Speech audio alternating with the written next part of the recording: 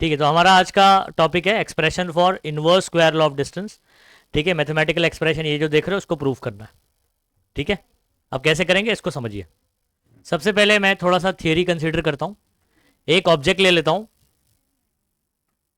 जिसका मास m है। ये किसी सेंटर के अराउंड में रिवॉल्व कर रहा है। ठीक है, मतलब एक सर्कल में रिवॉल्व कर रहा है, सर्कल के बाउंड्री पर, जिसका रेडियस r है। और ये कितनी स्पीड से जा रहा है? v एक कांस्टेंट स्पीड से जा रहा है। कांस्टेंट स्पीड है। कैसी है? मतलब ये बदलेगी नहीं। v इसकी वैल्यू मान लो 2 मीटर पर सेकंड है, तो 2 मीटर पर सेकंड से ये घूमता जा रहा है। अंडरस्टूड? तो इसको कंसीडर करते हैं खुद से। कंसीडर एन ऑब्जेक्ट, या बॉडी भी बोल सकते हो आप, अ बॉडी। तो consider an object of mass m। खुद से देखो, खुद से लिखने के कैसे, खुद से बोलो। इसका मास हमने m ले लिया। ठीक है, ये रिवॉल्व कर रहा है, गोल घूम रहा है, रिवॉल्विंग। ठीक है, कहां गोल घूम रहा है? सर्कुलर ऑर्बिट में। तो इन अ सर्कुलर ऑर्बिट। इसका रेडियस कितना है? Of radius r। ठीक है, कितनी स्पीड से जा रहा है? v with constant speed v। इतनी बात समझ में आ गई? ठीक है, नेक्स्ट अब मेन मैथमेटिकल एक्सप्रेशन शुरू हो जा रहा है। अच्छा, गोल घूमने के लिए मैंने आपको बताया था कि कौन सा फोर्स रिक्वायर्ड होता है। गोल घूमने के लिए कौन सा फोर्स रिक्वायर्ड होता है? Very good. ठीक है, तो यहां पर भी सेंट्रीपिटल फोर्स लग रहा होगा सेंटर की तरफ, है ना? इसका मैंने सिंबल FCP ऐसे करके लिखाया था आपको। तो here the necessary centripetal force is mv square by r। ठीक है, the necessary centripetal force, centripetal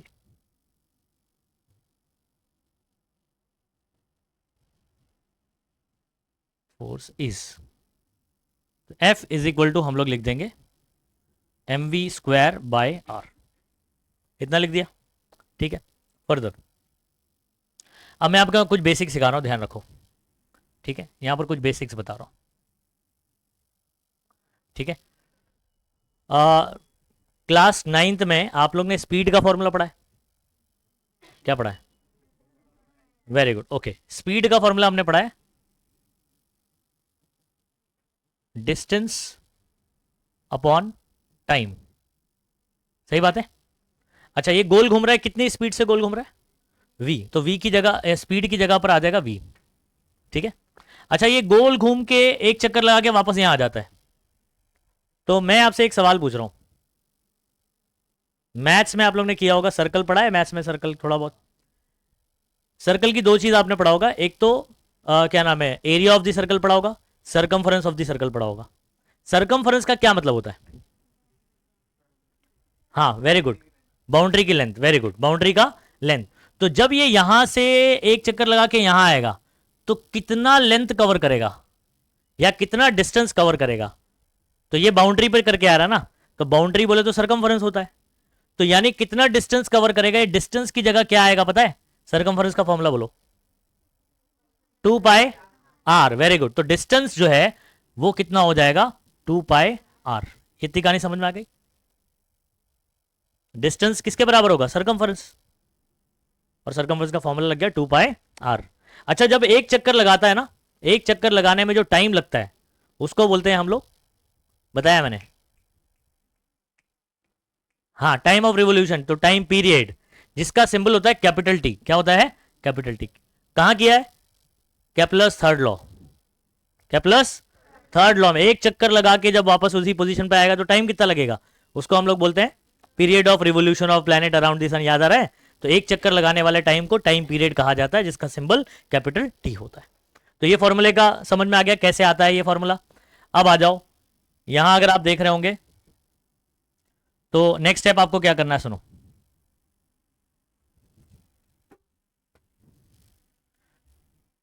v की जगह पर उठा के पुट कर दो। क्या है v का फॉर्मूला? ये अपॉन में आर रहने दो ऐसे। v की जगह उठा के पुट करो, क्या है बच्चों? 2 pi R upon what? Capital T. इसका क्या है? स्क्वायर। सही बात है। स्क्वायर कर दो अभी, ये m ऐसे ही रहेगा, 2 का स्क्वायर हो जाएगा 4, पाई का स्क्वायर हो जाएगा pi square, r square t square upon में, तो उसको होल अपॉन में लिख देता हूँ, टी स्क्वायर,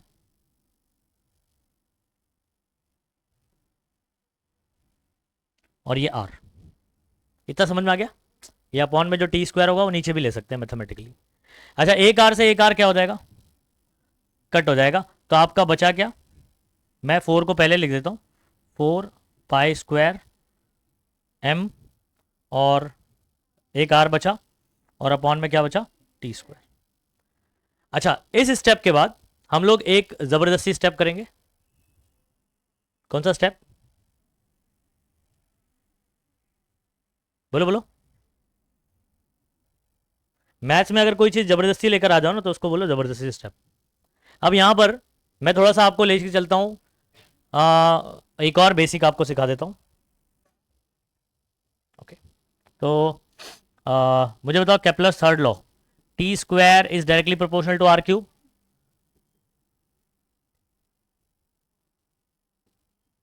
और आपको पता है प्रोपोर्शनलिटी हटता है तो क्या होता है, इक्वल, और एक कांस्टेंट आता है, आर क्यूब को यहां बुला लिया तो t square upon are cube क्या होता है, के होता है। समझ पा रहे हो? अब अगर आपको टी स्क्वायर दिखाई दे रहा है यहां पर, है ना, क्या नहीं है आपके पास, आर क्यूब नहीं है। हाँ, इसके उल्टे साइड मुझे आर दिखाई दे रहा है, कितने आर की कमी है आपके पास, 2 की, मतलब आर स्क्वायर की कमी है। तो जो जबरदस्ती स्टेप आप करोगे वो ये होगा कि multiply and divided by r square करूंगा, क्या होगा, आर स्क्वायर, क्या करूंगा, आर स्क्वायर। तो ये वाला जो स्टेप है,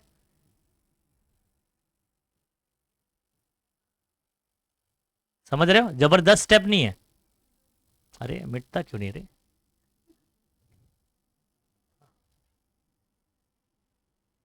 ये है जबरदस्ती स्टेप। हाँ, अच्छा, ऐसा इसलिए किया ताकि ये आर का क्या हो जाए, आर क्यूब।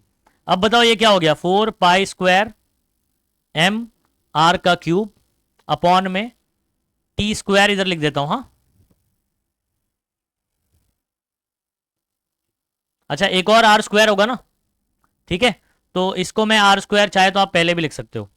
अब मुझे एक चीज बताओ, ये वाला पार्ट किसके बराबर होगा, t square upon are cube किसके बराबर है, के बराबर है, तो यहां तो उल्टा है ना, तो किसके बराबर होगा अगर इसको उल्टा कर दिया तो, इसके नीचे कुछ नहीं है मतलब 1 है, तो उल्टा कर दिया तो 1 अपॉन के हो जाएगा, मतलब r cube upon t square की जगह क्या आ जाएगा, 1 अपॉन के आ जाएगा। तो मतलब नेक्स्ट स्टेप आपका क्या होगा,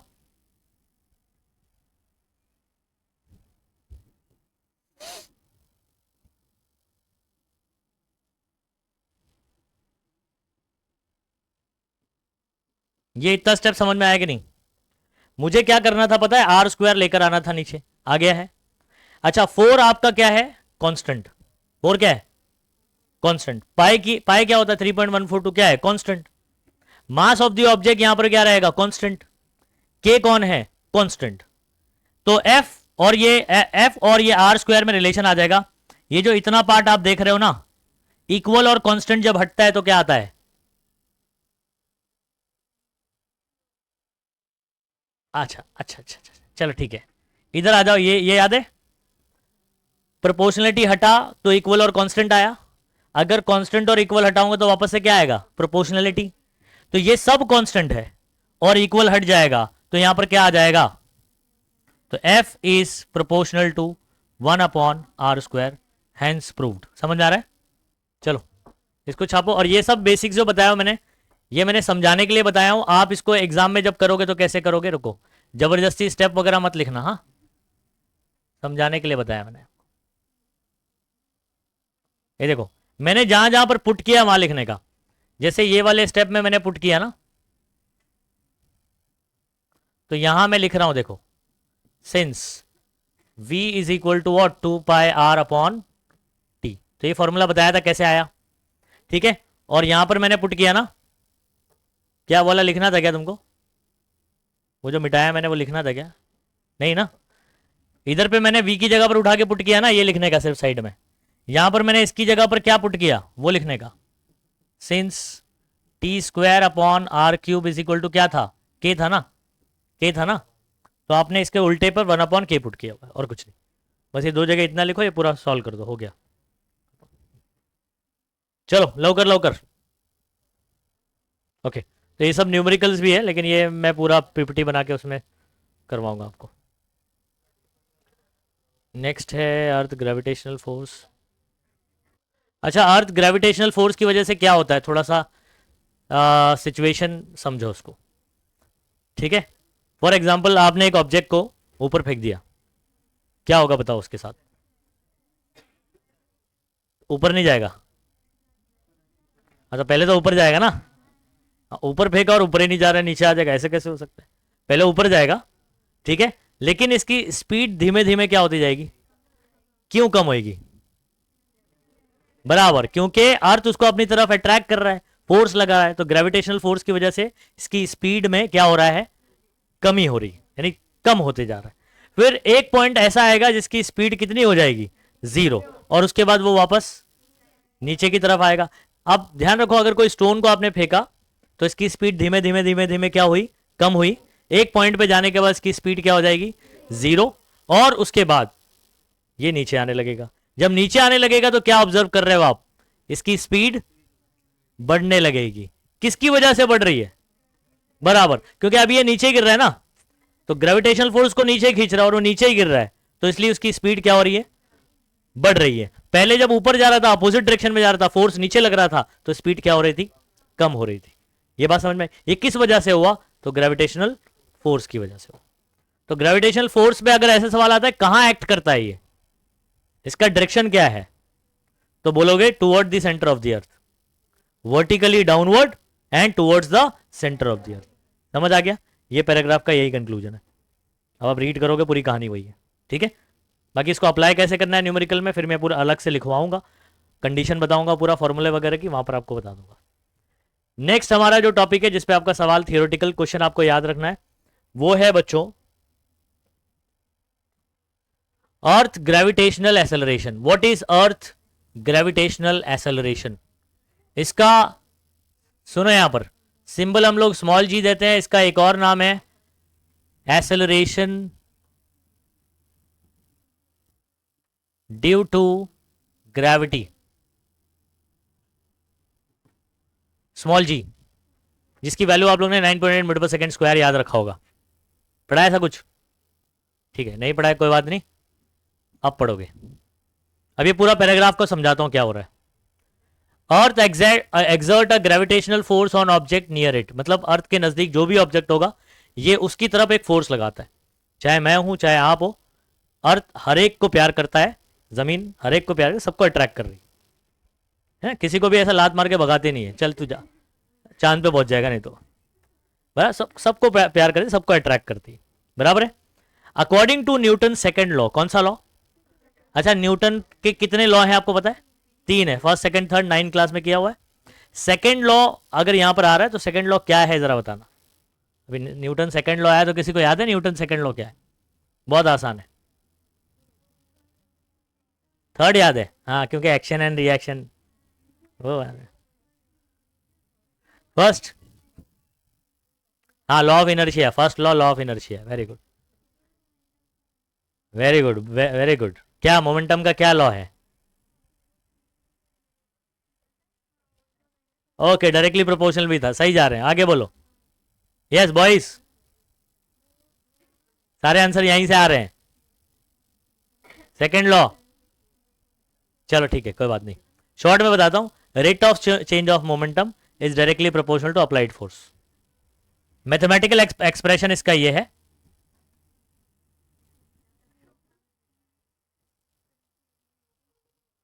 समझ आ रहा है? मोमेंट डेल पी मतलब होता है चेंज इन मोमेंटम, ठीक है। डेल टी डेल्टा टी मतलब होता है time interval, change in time, ये रेट है उसका। तो rate of change of momentum, ये पूरे को क्या बोलते हैं? Rate of change of momentum is directly proportional to force या अप्लाइड फोर्स, ठीक है। इधर से ही एक और फॉर्मूला निकलता है, फादर इज इक्वल टू माँ, इसी फॉर्मूले से निकल कर आता है। तो ये भी सेकंड लॉ ही है। F is equal to m a कहां से आता है? सेकंड लॉ से आता है, न्यूटन से। तो फादर इज इक्वल टू माँ वाला फॉर्मूला भी याद रखो, ठीक है। अच्छा खैर, तो शॉर्ट में ये याद रखना, न्यूटन सेकेंड लॉ जब भी आएगा तो याद रखना F is equal to delta p by delta t, या F is equal to m a भी आप याद करते हो, वहीं से सॉल्व करके आता है। फादर इज इक्वल टू माँ, तो ये तो बहुत कॉमन है, यही अपने को यूज करना है, ये वाला आपको यूज नहीं करना है अभी। ठीक है, क्लास 11 में जाओगे तो वहां से ये सॉल्व करके कैसे आता है उस पर भी चर्चा होती है। अच्छा, according to Newton second law of motion, force acting on body results in its acceleration. मतलब अगर फोर्स लगेगा ना तो एक्सेलरेशन होगा। यहां पर ए कौन है पता है आपको? एक्सेलरेशन। अगर किसी बॉडी पे फोर्स लगा तो एक्सेलरेशन होगा। अब बहुत बच्चों को एक्सेलरेशन का मतलब ही नहीं समझ में आता है। Very good, rate of change of velocity. देखो वेलोसिटी में बदलाव अगर हो रहा है, वेलोसिटी अगर बदल रही है तो समझ जाओ ये एक्सेलरेशन हो रहा है। एक्सेलरेशन को थोड़ा अच्छे से और समझते हैं। ठीक है, देखो साइंस में या फिजिक्स में, केमिस्ट्री में, किसी में कॉन्सेप्ट को समझोगे तो मजा आएगा, नहीं तो सिर्फ आप मैथमेटिकल एक्सप्रेशन तक ही रह जाओगे। अब एक्सेलरेशन दो तरीके का हो सकता है एक में स्पीड बढ़ रही हो और एक में स्पीड क्या हो रही हो। तो जो नेगेटिव एक्सेलरेशन होता है जिसके अंदर स्पीड घट रही होती है उसको रिटार्डेशन भी कहा जाता है। क्या कहा जाता है? रिटार्डेशन। जैसे फॉर एग्जांपल आप मान लो बाइक चला रहे फॉर एग्जांपल, है ना, तो बाइक अभी शुरुआत में आपने ऑन किया, ठीक है, तो आपके हाथ में होता है जिसको बोलते हैं एक्सीलेटर, वो एक्चुअल में होता है एक्सेलरेटर। समझ में आ रहा है? एक्सीलेटर बोलते हैं ना, वह एक्सेलरेटर होता है। वो क्या करते हैं, आप उससे गाड़ी को एक्सेलरेट करते हैं। आप ऐसा घूमो तो भू करके कहीं घुस जाओगे ऐसे। ब्रेक दबा के रखा है तो ठीक है, या क्लच दबा के रखा है तो ठीक है, अदरवाइज क्लच छोड़ा मुंह करके निकल जाओगे। तो यहां पर स्पीड 0 से अगर आपकी बढ़ रही है तो यहां बोला जाएगा एक्सेलरेशन हुआ है। क्या हुआ है? लेकिन क्या हुआ, फॉर एग्जाम्पल आपने ब्रेक मारा, तो ब्रेक मारेंगे तो स्पीड क्या होगी? कम होगी, तो यहां पर रिटार्डेशन हुआ। लेकिन फॉर एग्जाम्पल आप रोड खाली एकदम, आप 100 की स्पीड से चले जा रहे हो, 100 की स्पीड से, कितनी स्पीड से? 100 से चलते जा रहे हो, तो आपकी स्पीड में कोई चेंज, तो एक्सेलरेशन 0 है। यहां पर एक्सेलरेशन कितना हो जाएगा? तो एक्सेलरेशन का मतलब समझ में आया? तो एक्सेलरेशन का मतलब है कि वेलोसिटी में चेंज होने का रेट, उसकी स्पीड क्या है, कितने रेट से आप वेलोसिटी को चेंज कर रहे हो। और इसका फील क्या है कि अगर स्पीड बढ़ रही है तो एक्सेलरेशन होगा, जिसको पॉजिटिव एक्सेलरेशन बोलते हैं, और अगर स्पीड घट रही है तो नेगेटिव एक्सेलरेशन, जिसको रिटार्डेशन बोला जाता है। और अगर स्पीड में कोई बदलाव नहीं है तो या वेलोसिटी में कोई बदलाव नहीं, इसमें डायरेक्शन वाला खेल भी है, लेकिन वो अभी फिलहाल आपको नहीं समझ आएगा। फिलहाल आप ये समझो कि क्या नाम है, वेलोसिटी अगर क्या हो रही है, चेंज हो रही है, तो एक्सेलरेशन होगा, और अगर वेलोसिटी कांस्टेंट है तो एक्सेलरेशन क्या हो जाएगा? 0 हो जाएगा। आया समझ में कि नहीं? ओके, तो फोर्स लग रहा है तो एक्सेलरेशन होगा, फोर्स लग रहा है तो एक्सेलरेशन होगा। तो यहां पर क्या बोला है? According to Newton second law, force acting on body results in its acceleration. Body पे फोर्स जो लग रहा है ये किस क्या रिजल्ट करता है? तो ये एक्सेलरेशन प्रोड्यूस करता है, अपन बोलेंगे। ठीक है, द ग्रेविटेशनल फोर्स, ठीक है, on body results in its acceleration. तो मतलब अगर कोई ऑब्जेक्ट है, इसको अगर फेंकूंगा, ठीक है, तो ये देखो जाके वापस आया मेरे हाथ में, तो ये जा रहा था तो स्पीड क्या हो रही थी? कम हो रही थी। किसकी वजह से? ग्रेविटेशनल फोर्स की वजह से। तो जो एक्सेलरेशन आ रहा है इसमें, वो किसकी वजह से आ रहा है? ग्रेविटेशनल फोर्स को। तो उस एक्सेलरेशन का नाम पड़ेगा एक्सेलरेशन ड्यू टू ग्रेविटी, या अर्थ ग्रेविटेशनल एक्सेलरेशन, या क्या बोलेंगे? अर्थ ग्रेविटेशनल एक्सेलरेशन। आसान ये है, एक्सेलरेशन ड्यू टू ग्रेविटी। समझ गए ना बात को? Symbol small g. अच्छा, ये किधर एक्ट कर रहा होगा जरा सोचो, सुनो। फोर्स कहां लगता है? Vertically downward. तो जी भी किधर एक्ट करेगा? Vertically downward. इस बात को ध्यान रखना, साइन कन्वेंशन में काम आएगा। मैं आपसे पूछूंगा जी किधर एक्ट करेगा, तो vertically downward toward the centre of the earth बोलेंगे आप। समझ में आ रहा है? Okay, this is called acceleration due to gravity and is denoted by small g. इसका नाम ही क्या है? Acceleration due to gravity, symbol है स्मॉल जी। अच्छा, it is a vector quantity. ये एक कौन सी क्वांटिटी है? वेक्टर क्वांटिटी है, तो भाई डायरेक्शन होगा। कोई भी अगर वेक्टर क्वांटिटी होती है तो उसका डायरेक्शन होता है, मैग्नीट्यूड भी होता है, और क्या होता है? स्केलर क्वांटिटी क्या होती है? जिसका कोई डायरेक्शन नहीं होता है, सिर्फ मैग्नीट्यूड रहता है, डायरेक्शन नहीं होता है। वेक्टर दोनों होता है, वेक्टर के पास मैग्नीट्यूड भी रहेगा, डायरेक्शन भी रहेगा। और स्केलर क्वांटिटी के पास ओनली क्या होता है, मैग्नीट्यूड। अब ये 9th में हुआ है ना तुम लोग का स्केलर वेक्टर। एक छोटा सा एग्जांपल दे देता हूं मैं आपको, आ जाओ करते हैं। देखो इसके मैं दो चीज ले रहा हूं, दो एग्जांपल, एक डिस्टेंस और डिस्प्लेसमेंट। ठीक है, ये दो एग्जांपल, ये दोनों को मैं समझा रहा हूं। हाँ ठीक है, ये यहां पर फॉर एग्जांपल एक बबलू है। कौन है, बबलू। लड़की लग रही है रे, बबली लग रही है, बबली लग रही है ना ये पीछे जबरदस्ती छोटी बन गई इसकी। चलो ओके ठीक है। तो फॉर एग्जांपल बच्चों, ये ऐसे सीधे सीधे जाती है। फॉर एग्जांपल 4 किलोमीटर इसने इधर कवर किया ऐसे, है ना, यहां आ गई, ये ए पॉइंट है और ये फॉर एग्जांपल बी पॉइंट है। तो मैं अगर आपसे पूछूं इसने कितना डिस्टेंस कवर किया, 4 किलोमीटर। और अगर आपसे पूछूं ये अपनी जगह से कितना डिस्प्लेस्ड हुई, यानी डिस्प्लेसमेंट पूछ रहा हूं, तो 0 है, कुछ भी बोलता है। ए से बी चला गया, डिस्प्लेसमेंट बोलो, 4 किलोमीटर, दोनों सेम है अभी, डिस्टेंस और डिस्प्लेसमेंट अभी दोनों सेम है, लेकिन अब बदल जाएगा क्योंकि अभी तो ये सीधा सीधा चल रही थी ना, अब ये डायरेक्शन चेंज करेगी। ठीक है, बबली ले लेते हैं इसको। ठीक है, तो बबली यहां चली सी पॉइंट पे,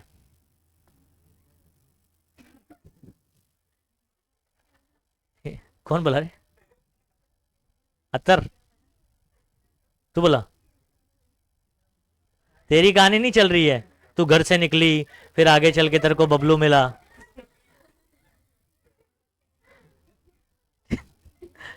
अब इधर 4 किलोमीटर इधर कवर हुआ। ठीक है, उसने आगे चल के लेफ्ट लिया 3 किलोमीटर। अब मैं आपसे पूछ रहा हूं डिस्टेंस कितना कवर किया इसने, 7। और डिस्प्लेसमेंट, गलत जवाब। डिस्प्लेसमेंट क्या होता है इस बात को आप समझो, इनिशियल और फाइनल पॉइंट का शॉर्टकट, शॉर्टेस्ट पाथ इनिशियल और फाइनल पॉइंट के बीच का, वो डिस्प्लेसमेंट होता है। तो जब तक ये बी पॉइंट में सीधा सीधा जाती जाएगी ना, डिस्टेंस और डिस्प्लेसमेंट बराबर बराबर रहेगा। लेकिन जैसे ही बबली या बबलू ने अपना डायरेक्शन क्या किया, चेंज किया, लेफ्ट राइट या पीछे या और कोई डायरेक्शन पे गई, तो आपका फर्क किसको पड़ेगा, डिस्प्लेसमेंट को। डिस्टेंस को कोई फर्क नहीं पड़ेगा, कहीं भी जा सब नोट डाउन करेगा, सबका बदला लेगा। 4 3 7 कितना हो गया। तो अगर आपसे पूछा जाएगा डिस्टेंस कितना है, तो 7 किलोमीटर आएगा, लेकिन डिस्प्लेसमेंट कितना होगा पता है, इसका और इसका ये शॉर्टकट। अब यहां पर आपका लग जाएगा मैथ्स, 3 4, ये कितना आएगा 5, पाइथागोरस लगाओगे ना, तो डिस्प्लेसमेंट आपका कितना हो जाएगा बच्चों, 5 किलो। तो डिस्प्लेसमेंट को फर्क पड़ा ना डायरेक्शन चेंज करने से, तो it is a vector quantity, direction dependent. समझ आ रहा है, डिस्टेंस को फर्क नहीं पड़ा, आपने लेफ्ट लिया 3 पड़ा, तो 4 3 कितना हो जाएगा 7। आप पीछे भी आते 3, तो 4 और 3 7 ही होता, लेकिन डिस्प्लेसमेंट को डायरेक्शन के हिसाब से फर्क पड़ेगा, तो displacement is a vector quantity. अच्छा एक और एग्जांपल करते हैं, मतलब इसी में सी से, अब ये बबली को लगा कि भाई बहुत देर हो गई है, मम्मी चिल्लाएगी, चलो घर पे, वापस आ गई इधर, है ना, किधर ए से गई थी, वापस आ गई। अब अगर आपसे पूछा जाए कि डिस्टेंस कितना कवर किया बबली ने, तो 4 3 7 7 5 पूरा कवर करोगे ना, 4 3 और देन 5 कितना हो गया 12। तो डिस्टेंस कितना कवर हुआ, 12 किलोमीटर। अब डिस्प्लेसमेंट बताओ वो अपनी जगह से कितना हिली। मम्मी ने जब देखा था उसको थोड़ी देर पहले तो घर पे थी, अभी वापस देखा तो कहां है, घर पे है। मम्मी को तो सोची कि अपने घर से निकली नहीं, है ना, तो डिस्प्लेसमेंट कितना हुआ 0। मम्मी ने देखा डिस्प्लेस हुई नहीं, अपनी जगह पे बुक लेके बैठ गई, मम्मी आ रही है, मम्मी देखी वाह खुश हो गई, मेरी बबली जगह से उठी नहीं। समझ आया। अब बताओ डिस्टेंस और डिस्प्लेसमेंट में डायरेक्शन से किसको फर्क पड़ रहा था, डायरेक्शन डिपेंडेंट कौन है, डिस्प्लेसमेंट। तो जो डायरेक्शन डिपेंडेंट होते हैं और जिनको बताने के लिए डिस्प्लेसमेंट डायरेक्शन की जरूरत होती है, उनको बोलते हैं वेक्टर। तो it is a vector quantity. और ये आपका कौन है, स्केलर क्वांटिटी। समझ गए कहानी? ये छोटा सा एग्जांपल था। अब आ जाओ हमारे जो टॉपिक चल रहा था उस पर आ जाते हैं। ठीक है, कुत्ते के ला। ओके, तो जी आपका कौन है? जी, स्मॉल जी, वेक्टर क्वांटिटी। अब वेक्टर स्केलर समझ में आ गया ना, तो it is a vector quantity, मतलब इसका मैग्नीट्यूड भी रहेगा, डायरेक्शन। अब बहुत लोग पूछेंगे सर मैग्नीट्यूड क्या है? डायरेक्शन तो समझ में आ गया, जो नंबर है ना वही मैग्नीट्यूड है। 7 किलोमीटर बोल रहा हूं, 5 किलोमीटर बोल रहा हूं, 4 बोल रहा हूं, जो नंबर हम लोग लिखते हैं उसको बोलते हैं मैग्नीट्यूड। समझ गए? जैसे मैं जी की वैल्यू आपके सामने लिखूं, जी की वैल्यू, जी की वैल्यू कितनी आती है अप्रोक्सीमेटली? 9.8, 9.8 मीटर पर सेकेंड स्क्वायर। तो ये जो नंबर है ना बच्चों, ये मैग्नीट्यूड है। इसको यूनिट बोलते हैं। इसको क्या बोलते हैं? यूनिट। और इसकी दिशा क्या होगी? वर्टिकली डाउनवर्ड, ये डायरेक्शन है, vertically downward toward the centre of the अर्थ ये एक्ट करेगा, तो इसका डायरेक्शन हो गया ये। आई होप समझ में आ गया। ठीक है, अब आगे बढ़ो। Gravitational force on any object due to earth is directed toward the centre. Direction of acceleration due to gravity is also directed toward the center of the earth, that is vertically downward। हो गया पूरा explanation. Force कहां लगता है? Toward the centre of the अर्थ। जो क्या नाम है, एक्सेलरेशन ड्यू टू ग्रेविटी लगेगा, वो भी किधर लगेगा? Toward the centre of the अर्थ। तो ये पूरा पैराग्राफ आपको याद करना है, इस पे शॉर्ट नोट आता है। समझ आ रहा है? तो write a short note on acceleration due to gravity और earth gravitational acceleration, small g. कर पाओगे? इसको याद करना है, पूरा पैराग्राफ आपको याद होना चाहिए। ठीक है, नेक्स्ट बात करते हैं बच्चों, हम लोग एक फॉर्मूला डिराइव करने वाले हैं अगेन। ठीक है, तो नोटबुक निकाल लीजिए, मैं अगेन फॉर्मूला निकाल के बताता हूं आपको। ये वाला फॉर्मूला, मीटर पर सेकेंड स्क्वायर, मीटर पर सेकेंड स्क्वायर। सुनो, अब हम लोग हेडिंग डाल रहे हैं एक्सप्रेशन फॉर स्मॉल जी, यानी expression for acceleration due to gravity.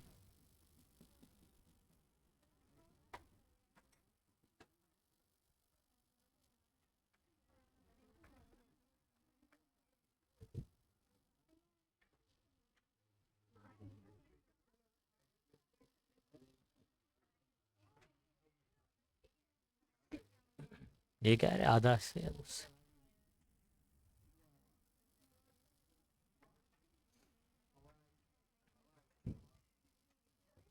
ठीक है, स्मॉल जी का एक्सप्रेशन निकालने वाले हैं, और जो फॉर्मूला निकलेगा उसको बहुत अच्छे से याद रखिएगा। जितने भी फॉर्मूला हम लोग डिराइव करते हैं उसको याद रखना है, ताकि न्यूमेरिकल कर पाए हम लोग। ठीक है,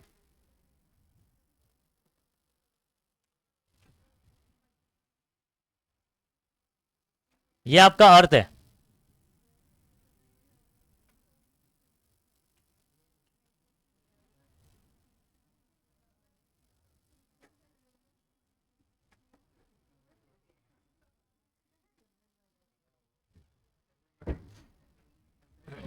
इधर सुनो,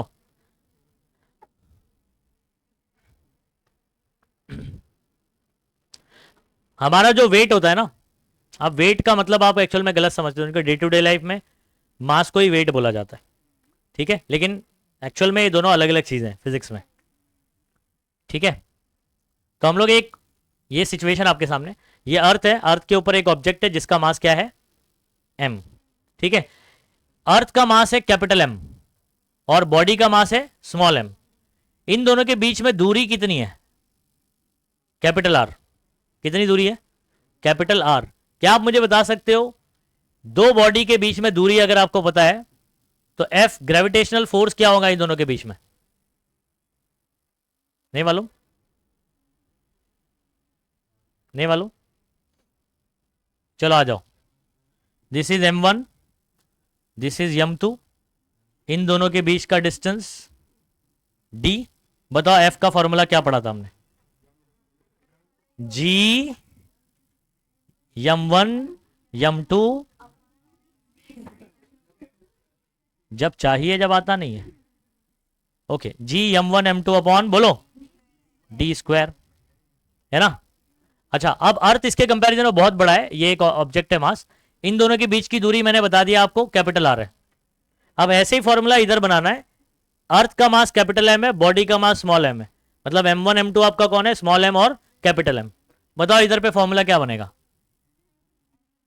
जी capital M small M upon, खत्म। समझ आया?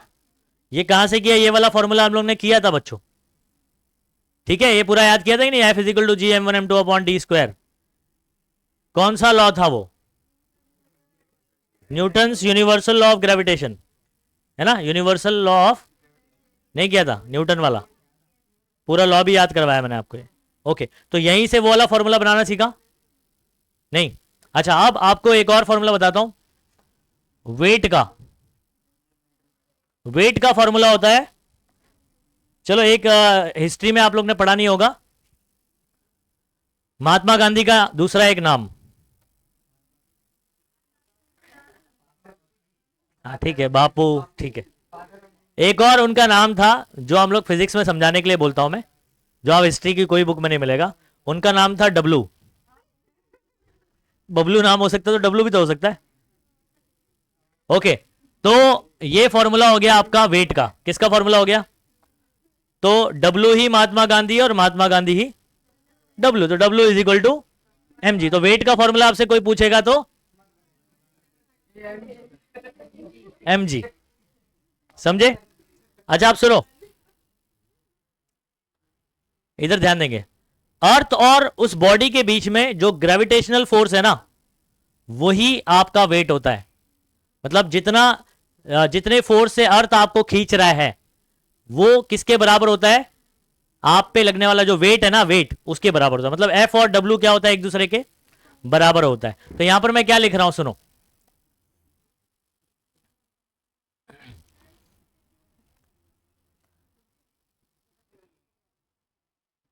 यहां पर एक एक काम करते हैं, टेक्स्ट बुक के अकॉर्डिंग बताता हूं मतलब लोगों को।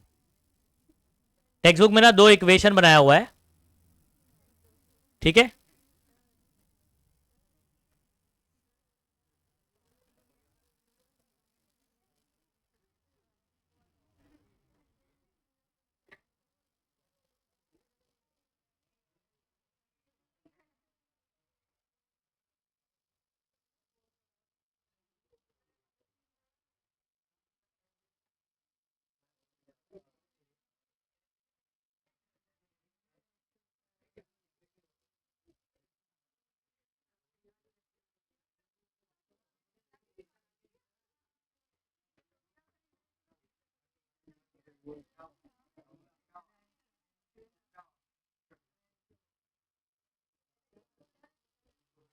क्या?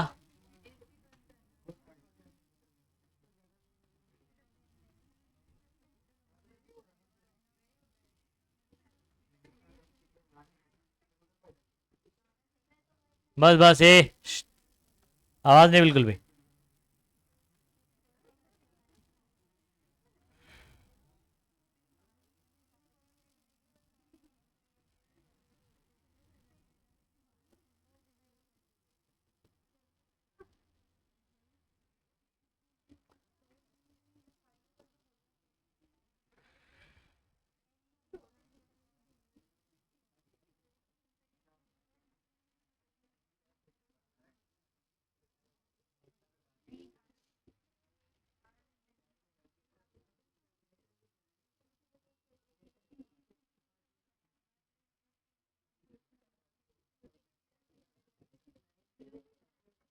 आगे सुनो, इतना कंसीडर कर लेना। एक बॉडी है, इसका मास एम है, ये कहां पर है? On the surface of the अर्थ है, जिसका मास कैपिटल एम और रेडियस क्या है?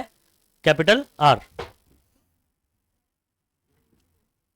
ओके, यहां पर आपका ग्रेविटेशनल फोर्स किसके बराबर? द ग्रेविटेशनल फोर्स,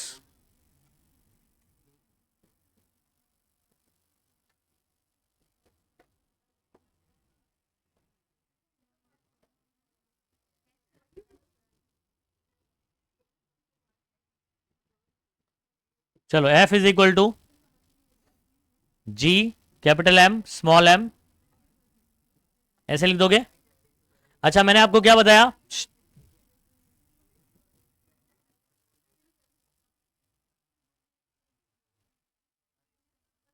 ये मैंने आपको क्या बताया? ग्रेविटेशनल फोर्स किसके बराबर होता है? डब्ल्यू के। और डब्ल्यू किसके बराबर होता है? तो मैं इस एफ की जगह क्या पुट कर सकता हूं,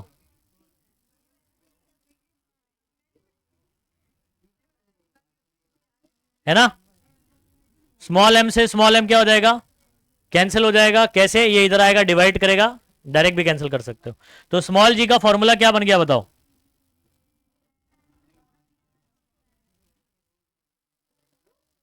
बन गया नहीं। तो स्मॉल जी का फॉर्मूला बन गया जिसको आपको याद रखना है। अच्छा, इसकी वैल्यू निकालने बोलेगा तो ध्यान रखना, जी की वैल्यू रखेंगे 6.67 10⁻11। ओके, अंडू का ऑप्शन नहीं है क्या इसमें,